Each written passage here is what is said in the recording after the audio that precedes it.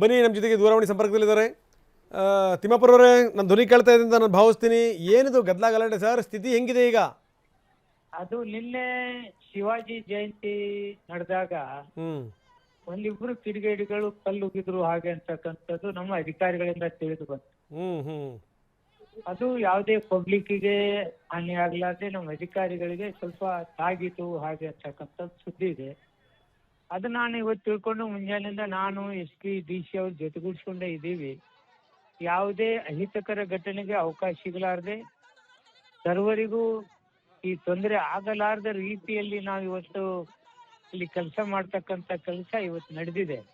ಅಧಿಕಾರಿಗಳು ಗಮನ ವಹಿಸ್ತಾ ಇದ್ದಾರೆ, ನಿಗಾ ಇಟ್ಕೊಂಡಿದ್ದಾರೆ. ಯಾರಿಗೂ ತೊಂದರೆ ಆಗಲಾರದ ರೀತಿಯಲ್ಲಿ ನಾವು ಕೆಲಸ ನಿರ್ವಹಿಸ್ತೇವೆ.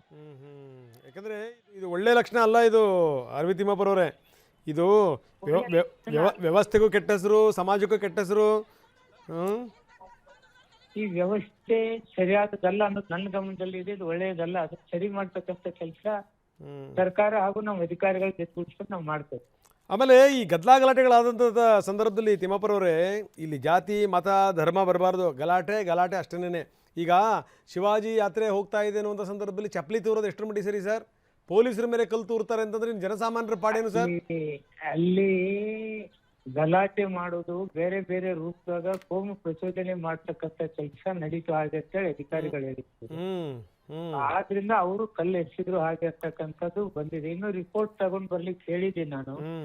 ಮುಂಜಾನೆ SP DC ಅವ್ರಿಗೆಲ್ಲ ಕರೆದು ಇಮಿಡಿಯೇಟ್ ರಿಪೋರ್ಟ್ ಕೊಡಿ ಅಂತ ಹೇಳಿದ್ದೀನಿ. ಈಗ ತಾನೇ ಒಂದು ಫಂಕ್ಷನ್ ದಲ್ಲಿದೆ, ಮತ್ತೆ ಗಲಾಟೆ ಪ್ರಾರಂಭ ಆಗ್ಬೋದು ಸರ್ ಅಂತೇಳಿ ಹೇಳ್ತಾ ಇತ್ತು. ನಾನು SP ಅವ್ರಿಗೆ ಮಾತಾಡಿದೆ, ಇಲ್ಲ ಎಲ್ಲದನ್ನು ನಿಗಾ ವಹಿಸಿದೀವಿ ಸರ್, ಅಂತ ಗಲಾಟೆಗೆ ಅವಕಾಶ ಕೊಡೋದಿಲ್ಲ ಅಂತ ಹೇಳಿದ್ದು. ಒಂದಿಷ್ಟು ಬೇರೆ ಬೇರೆ ಭಾಗದಿಂದ ತಿಮ್ಮಾಪುರವರೇ, ಒಂದಿಷ್ಟು ಬೇರೆ ಬೇರೆ ಭಾಗದಿಂದ ತುಕಡಿಗಳನ್ನು ಕರ್ಸ್ಕೊಳ್ಳಿ. ರಾತ್ರಿ ಟೈಮಲ್ಲಿ ಗದ್ದಲ ಗಲಾಟೆ ಆಗ್ಬಿಡ್ಬೋದು. ತಮ್ಮ ಸಲಹೆಯನ್ನ ನಾನು ಸ್ವೀಕಾರ ಮಾಡ್ತೀನಿ. ಅದ್ರ ಜೊತೆಗೆ ಇನ್ನೂ ಹೆಚ್ಚಿನ ಇದನ್ನ ತಗೊಂಡ್ ಬರ್ತೀನಿ.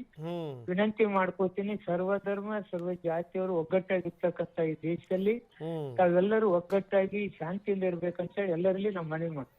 ಓಕೆ, ನೋಡ್ರಿ ಎಂಥ ಸ್ಥಿತಿ ಅಂತಂದರೆ, ಯಾವುದೋ ಒಂದು ಕುಟುಂಬ ಬಹಳ ಕಷ್ಟದಲ್ಲಿದೆ ಅಂತ ಹೇಳಿ ಇವತ್ತು ನಾನು ನಿಮ್ಮನ್ನು ಕಾಂಟ್ಯಾಕ್ಟ್ ಮಾಡಬೇಕು ಅಂತಿದ್ದೆ ಲೈವಲ್ಲಿ.